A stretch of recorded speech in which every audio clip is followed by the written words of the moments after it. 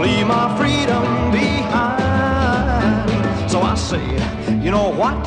She says, what? I say, what?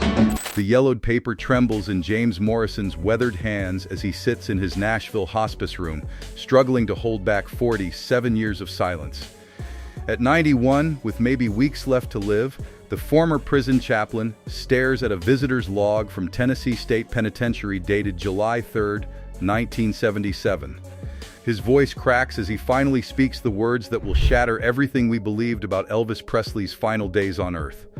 "I made a promise to take this secret to my grave," Morrison whispers, his eyes wet with tears he's held back for nearly half a century. But some truths are too heavy for one soul to carry into eternity. What I'm about to tell you isn't just about Elvis Presley. It's about why he had to die.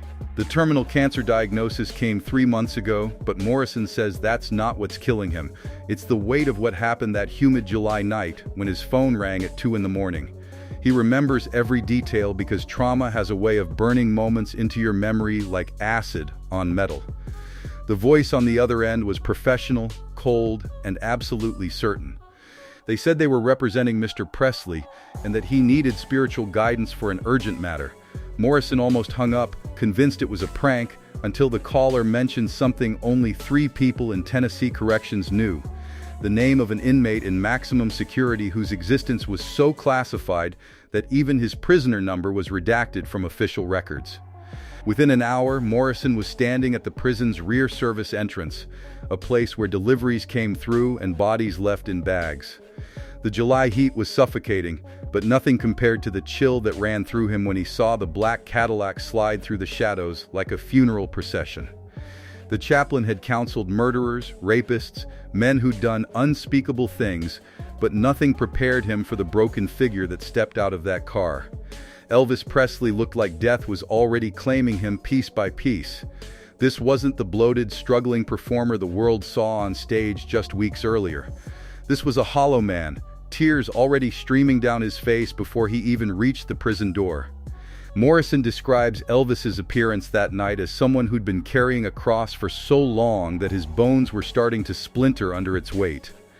The king of rock and roll walked through those prison gates not like royalty, but like a condemned man approaching his own execution. What struck Morrison most was the desperation in Elvis's eyes when he grabbed the chaplain's arm and said, "Father, I need to see him tonight. If I don't do this now, I'll never get another chance." The way Elvis said him sent ice through Morrison's veins because there was a familiarity in that word, a weight that suggested this wasn't about visiting some random inmate. This was personal in a way that defied explanation. As they walked through the fluorescent-lit corridors, past cells full of society's most violent men, Elvis didn't flinch. He moved with purpose, like he'd walked these halls in his nightmares 1,000 times before. Morrison noticed Elvis's hands were shaking, not from fear but from something deeper, anticipation mixed with dread, like a man about to confront a ghost he'd been running from his entire life. The chaplain's revelation becomes even more chilling when he admits that 3 other people knew about this visit. Within 12 months, 2 of them would be dead under circumstances that the authorities called suspicious but never fully investigated. The 3rd person disappeared completely, leaving behind a family who still doesn't know if they're grieving a death or an abandonment. Morrison believes he survived only because he was a man of God, and even the devil's agents hesitate before silencing a priest. But it's what Morrison says next that transforms this from a strange story into something that rewrites music history entirely. Elvis wasn't there for redemption or to offer forgiveness to some fan who'd gone wrong. He was there to see someone whose very existence had been erased from public record. Someone whose name would explain why Elvis spent his final years paranoid, medicated, and talking to an empty space beside him on stage. Morrison takes a deep breath before delivering the revelation that changes everything we thought we knew about the king of rock and roll. But when I tell you who Elvis came to see that night, and what that man knew about the king's darkest secret, you'll understand why everyone involved took a blood oath to take this to their graves. The name on the prison ledger would have meant nothing to anyone else. James Earl Carpenter, inmate number 7734, serving 25 to life for armed robbery. But when Morrison saw Elvis's face crumble at the sight of that cell door, He knew this was no ordinary prisoner. What the chaplain discovered next would take him 47 years to fully comprehend and another lifetime to believe. The man sitting on that narrow cot looked exactly like Elvis Presley would have looked if fame had never touched him, if Graceland had been a cotton field, if the world had forgotten his name the day he was born. But that's not what made Morrison's blood run cold. It was the prisoner's first words when he saw Elvis standing there. "Hello, brother. I wondered if you'd ever come." Jesse Garon Presley was supposed to be dead, stillborn on January 8, 1935, 35 minutes before Elvis entered the world. Every biography, every documentary, every piece of Elvis history begins with this tragic fact: the king was born a surviving twin, forever haunted by the brother who never drew breath. Except Jesse did breathe. Morrison has the medical records to prove it, documents he spent years tracking down after that night, papers that show 2 live births at the Presley home in Tupelo, Mississippi. Both boys, both healthy. The cover-up was orchestrated with the kind of precision that only desperation can inspire. Vernon Presley, drowning in poverty and unable to feed one child, let alone 2, made a decision that would poison 3 generations. For $500, enough to keep the family fed through winter, he sold Jesse to a traveling couple who promised to give the boy a better life. The local doctor paid another $100 to falsify the death certificate, took that secret to his grave in 1941 when his car mysteriously drove off a bridge on a clear summer night. But Jesse didn't disappear into some happy adoption story. Morrison traced the brutal path through foster homes, juvenile facilities, and finally to Tennessee State Penitentiary, where Jesse had been rotting for 15 years under an assumed name. The chaplain's investigation uncovered something even more twisted. Colonel Tom Parker had known about Jesse since 1956. There were letters, dozens of them, that Jesse had written to Elvis over the years, each one intercepted by Parker's people, each one destroyed except for the copies Jesse secretly made and hid in his cell. The prison psychologist's notes from 1968 describe an inmate with an extraordinary singing voice who would perform for other prisoners. His renditions of gospel songs so hauntingly beautiful that hardened killers would weep. Guards reported that Carpenter would sometimes sing in his cell at night, and the voice that echoed through the concrete corridors was indistinguishable from the one selling millions of records on the outside. They thought he was just another Elvis impersonator, another lost soul claiming connection to greatness. They had no idea they were guarding music royalty's darkest secret. Morrison's hands shake as he reveals the DNA evidence, the test he had run in 2019 using hair samples from both men he'd kept all these years. The results were undeniable: identical twins, perfect genetic mirrors of each other. One became the most famous entertainer in history, while the other became inmate 7734, convicted of robbing a Memphis grocery store in 1962 for $87, the exact amount needed to buy a bus ticket to Graceland. The tragedy deepens when Morrison explains what he learned about Gladys Presley's death. Elvis's beloved mother didn't just die from hepatitis and a broken heart over her famous son's absence. She died knowing Jesse was alive, the secret eating her from the inside like cancer. Vernon had confessed to her in 1958, thinking it would bring peace, but it destroyed her. Those who were close to Gladys in her final days reported she would often cry out for both my boys in her delirium, words everyone dismissed as maternal grief over a long-dead infant. This revelation explains the darkness that everyone saw consuming Elvis in his final years. The paranoia that wasn't paranoia at all, but the knowledge that somewhere in a Tennessee prison cell, half his soul was dying behind bars. The pills, the guns, the talking to empty chairs, it all makes horrible sense now. But what happened during that 47-minute meeting between the two brothers would explain everything about Elvis's tragic spiral in his final 44 days. Morrison stood outside that cell door for 47 minutes, and what he heard through those concrete walls would haunt him more than any confession he'd taken in 40 years of prison ministry. The sound wasn't screaming or fighting, it was something far worse. It was the sound of 2 grown men, sobbing like children who'd been lost in the dark for decades, and finally found each other at the edge of a cliff. The chaplain describes watching Elvis fall to his knees the moment the cell door closed behind him, not in prayer, but in complete collapse. The king of rock and roll, the man who'd performed for millions, was on a filthy prison floor, gripping his twin brother's hands like they were the only things keeping him anchored to earth. Jesse didn't pull away. Instead, he dropped down beside Elvis, and for several minutes they just held each other's faces, studying the mirror that time and circumstance had warped but never truly broken. When Elvis finally spoke, his voice came out broken and raw. "Jesse, I've been dying since the day I found out you were alive. Every pill I take, every night I can't sleep, every time I see Mama's face in my dreams asking where you are, it's killing me faster than any drug ever could." What Jesse said next would explain why Elvis knew his days were numbered, why he'd been giving away cars and jewelry like a man preparing for his own funeral. Jesse's revelation was brutal in its simplicity. He told Elvis about the night Vernon sold him, how their mother had screamed until her throat bled, how their father had held a gun to the doctor's head to make him sign the death certificate. But the worst part wasn't the betrayal, it was that Jesse remembered it all. He had memories from inside the womb, memories of Elvis's heartbeat beside his, memories of being torn away while his twin got to stay. The doctors Morrison consulted later called it impossible, but Jesse knew things only Elvis could verify, private moments from their shared time before birth that no one else could have known. The conversation turned to their mother, and this is where Morrison says both men completely shattered.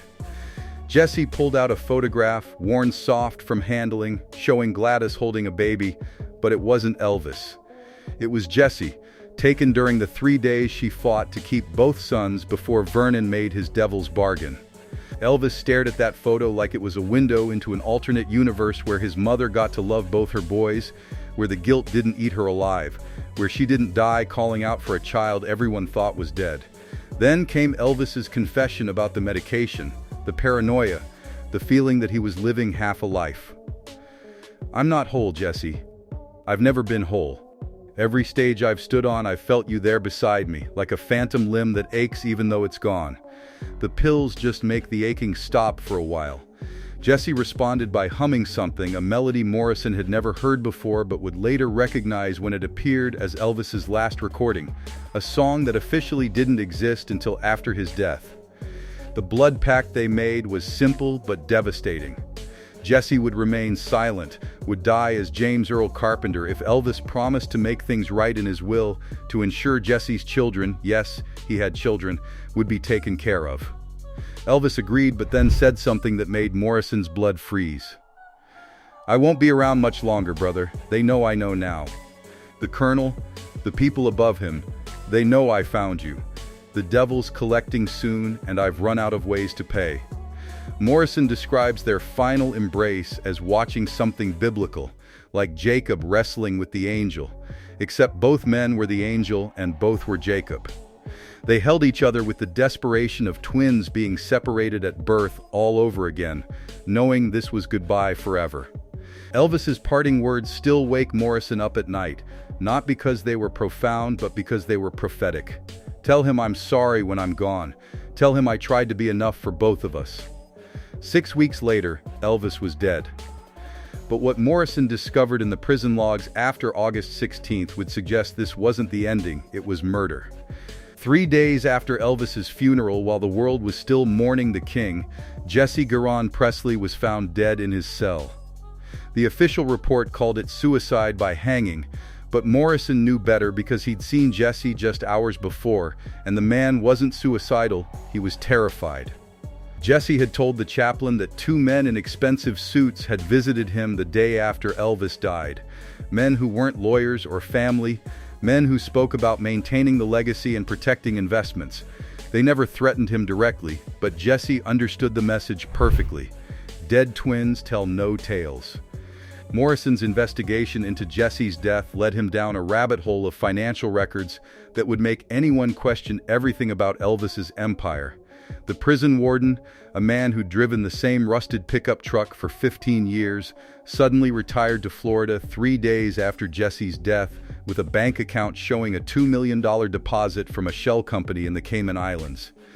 The company's paper trail led nowhere officially, but Morrison found one document with a familiar signature, Colonel Tom Parker's lawyer, the same one who'd handled Elvis's contracts since 1955. The cover-up went deeper than just money. Morrison discovered that 3 guards who were on duty the night Jesse died had all requested transfers within 24 hours. Not suspicious until you realize that none of them ever showed up at their new assignments. Their families filed missing persons reports that were mysteriously dropped after receiving anonymous payments for emotional distress. The prison's security footage from that night was destroyed in an electrical fire that somehow only affected the maximum security wing's recording equipment. Then came the visit that confirmed Morrison's worst fears. 2 weeks after Jesse's death, 2 men appeared at Morrison's door at 3 in the morning. They didn't introduce themselves, didn't need to. They simply informed him that his continued silence would ensure his family's safety and his prison ministry's funding would continue. They knew about his grandchildren's schools, his wife's heart medication, details that made their message crystal clear. But they made one mistake. They mentioned that Elvis's death was necessary to protect bigger interests. A slip that revealed Elvis's overdose wasn't accidental. The revelation about Lisa Marie adds another layer to this conspiracy. In 2015, Elvis's daughter hired a private investigator to look into rumors about her father's final days. That investigator contacted Morrison secretly, confirming that Lisa Marie had always suspected there was more to her father's death than pills and peanut butter sandwiches. She'd found letters in Graceland's walls during renovations, letters signed J that spoke about their shared blood and shared fate. The investigator was pulled off the case after Lisa Marie received threats about her children's safety. Morrison's most damning evidence comes from a safe deposit box Jesse had entrusted to him weeks before Elvis's visit. Inside were photographs from the 1930s showing 2 identical babies, birth certificates with different dates but the same parents, and most impossibly, a cassette tape Jesse had recorded. On it, Jesse sings a song called 2 Hearts, 1 Soul, and his voice is absolutely indistinguishable from Elvis's. Audio experts Morrison hired confirmed it wasn't Elvis's voice, but it was identical to it, something only possible with identical twins. The DNA evidence that Morrison had painstakingly tested in 2019 represented far more than a simple genealogical curiosity or an attempt to establish familial connections. This wasn't merely about proving brotherhood between Elvis and Jesse Garon Presley. It was about proving murder, premeditated and methodical. The laboratory results told a chilling story that had remained hidden for decades, preserved in strands of hair that had escaped destruction. Both hair samples revealed the presence of trace amounts of the same rare poison, a sophisticated compound specifically chosen for its insidious properties. This particular substance possessed a deadly characteristic that made it the perfect weapon for someone planning an undetectable assassination. Administered in a single large dose, it could mimic the symptoms of heart failure with remarkable precision. However, the analysis showed something even more sinister. The poison had been delivered in smaller, repeated doses over a period of weeks, a slow and deliberate method designed to avoid suspicion and ensure that death appeared entirely natural. Elvis Presley, the king of rock and roll, hadn't succumbed to the excessive lifestyle that popular history recorded. He had been systematically poisoned, murdered slowly and carefully by someone with both access and motive. And Jesse's death, long accepted as a tragic suicide, was revealed to be something far darker, a calculated cleanup operation designed to eliminate the only person who might have uncovered or exposed the truth about Elvis's murder. Morrison's investigation had uncovered layers of deception that extended far beyond these 2 deaths. Colonel Tom Parker, the legendary manager who had controlled every aspect of Elvis's career for over 2 decades, wasn't even who he claimed to be. The man known as Tom Parker was actually Andreas Van Kuyk, an illegal immigrant who had entered the United States under false pretenses and maintained his fraudulent identity for decades. More disturbing still, Morrison had discovered evidence linking Van Kuyk to organized crime networks, connections that explained both his methods and his motives. Parker had orchestrated both deaths with cold precision, eliminating threats to a carefully constructed empire of lies. A reunion between Elvis and Jesse would have exposed secrets that would have demolished Elvis's estate and revealed decades of systematic fraud. The financial empire Parker had built depended entirely on Elvis remaining isolated, controllable, and eventually silent. Morrison sits before the camera now, his face gaunt from the cancer that ravages his body, but his eyes burning with determination. He's speaking publicly because his terminal diagnosis has given him something that the anonymous men in expensive suits who've threatened him can no longer take away. He's already dying. And their intimidation tactics hold no power over a man with nothing left to lose. The truth deserves to live even if I don't, Morrison says, his voice steady despite the tears streaming down his weathered, hollow cheeks. The statement carries the weight of a man making peace with his own mortality by ensuring that his final act has meaning and purpose. Elvis didn't die from drugs or fame or a broken heart, he continues, dismantling the comfortable narrative that history has accepted for decades. He died because he tried to reunite with his brother, and the machine that made millions off his isolation couldn't allow that to happen. Jesse died because dead men can't claim inheritances or tell truths that topple empires built on lies. This revelation fundamentally transforms everything we thought we understood about Elvis Presley's legacy and the circumstances surrounding his death. The implications reach far beyond one man's murder, exposing a conspiracy that protected financial interests at the cost of human lives. The truth Morrison presents challenges the very foundation of Elvis's documented history, demanding that we reconsider not just how the king died, but how he lived and who truly controlled his life and death.